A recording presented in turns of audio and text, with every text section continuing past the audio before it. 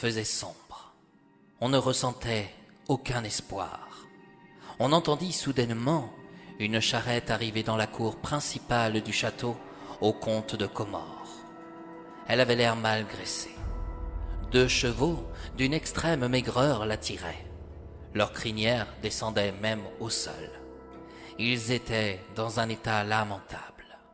La charrette était menée par une personne dont on ne distinguait pas le visage. L'individu était habillé tout en noir. Lui aussi était maigre. Il faisait peur à voir. Le comte sortit Tendresse de sa prison. Elle avait tellement pleuré qu'elle ne ressentait plus rien. Elle était même prostrée. Elle ignorait le sort qu'on lui réservait. « Lankou vient d'arriver, déclara-t-il. Tu vois de qui je parle ? Tu as perdu ta langue, s'étonna-t-il. À vrai dire, ce n'est certainement pas plus mal. En récitant un enchantement, il avait réussi à faire venir l'ouvrier de la mort dans son château. Lankou détestait cela. Ces hommes de pouvoir l'agaçaient. Il aurait bien aimé voir l'un d'entre eux prendre sa place. Ces fourbes profitaient cruellement de la vie, mais ne perdaient rien pour attendre. Dans sa charrette, l'ouvrier de la mort déposait les défunts pour amener leur âme vers la paix ou la peine. C'était un certain juge, dont on ignorait le nom, qui décidait de leur sort. Certaines personnes disaient que le visage de Lankou ne possédait pas de nez. À la place des yeux, on percevait au fond de ces trous noirs 2 petites chandelles blanches qui brûlaient. Et étrangement, il ne marchait pas. Il se déplaçait comme un spectre avec une faux dans l'une de ses mains.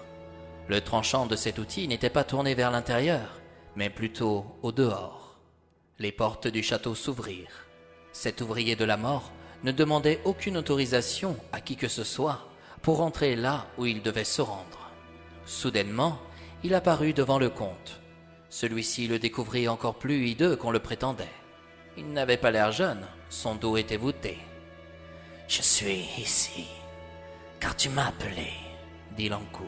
« Pourtant, il me semble que ce n'est pas encore ton heure. »« Je ne t'ai pas fait venir pour moi, » répondit le comte, « mais pour elle, » ajouta-t-il en montrant Tendresse.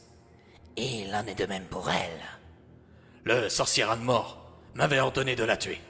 Il y a eu assez de cadavres pour aujourd'hui, » ajouta le comte.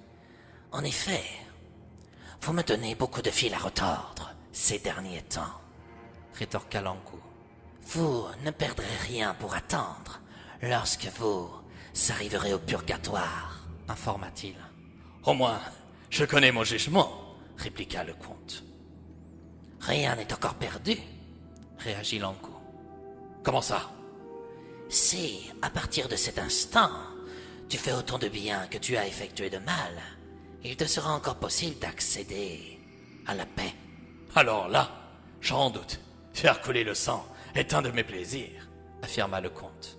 « Nous verrons bien si tu éprouveras autant de plaisir quand les flammes des monts de l'enfer te tortureront. Soit, tu as encore un peu de temps pour y réfléchir. »« Peux-tu emmener cette traînée sur les sentiers de la mort. »« Pour en faire quoi ?» demanda Lankou.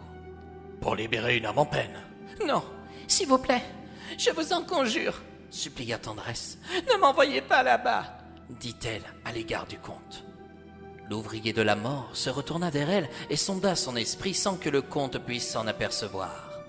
Quand elle découvrit ces 2 chandelles blanches à la place de ses yeux, Tendresse se laissa envahir par la peur. Lankou déclara: « Comme je viens de le dire, ton heure n'est pas encore venue. Normalement, quand on me regarde, on meurt de suite. Tu as de la chance aujourd'hui. Ce n'est pas ton cas. »« Ha ha, elle le sera quand elle se trouvera sur les sentiers de la mort, » osa le comte. Lankou se retourna brusquement et regarda ce Britannia avec froideur. Il préféra employer le silence qui valait bien mieux que toute autre réponse. Il prit Tendresse par la main et l'emmena avec lui. Elle avait beau ne pas vouloir le suivre, il se surprit de lui envoyer une vague d'apaisement pour lui permettre de retrouver le sourire. Comment pouvait-on sourire en ayant pour seule compagnie l'ouvrier de la mort à ses côtés? Il n'avait pas le choix. Tendresse angoissait tellement qu'elle aurait pu perdre sa vie, mais sa fin n'était pas venue ni souhaitable. Lonkou le savait. La jeune femme ne sentit pas une main ferme, mais plutôt des os. En sortant du château, Lonkou lui demanda de monter à l'arrière de sa charrette, et étrangement, elle s'exécuta. Elle n'arrivait pas à comprendre pourquoi elle ne réussissait pas à s'opposer à ses décisions. En même temps, qui pouvait s'opposer à la mort? Avant de se remettre en route, il posa ses deux mains squelettiques face à elle. Une faible lumière se fit percevoir.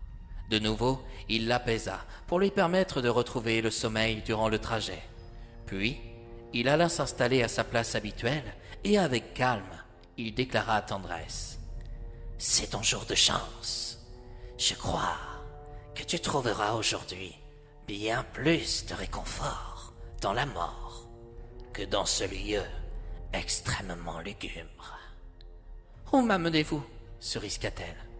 « Là où une âme charitable saura te libérer de ton enfer, conclut-il.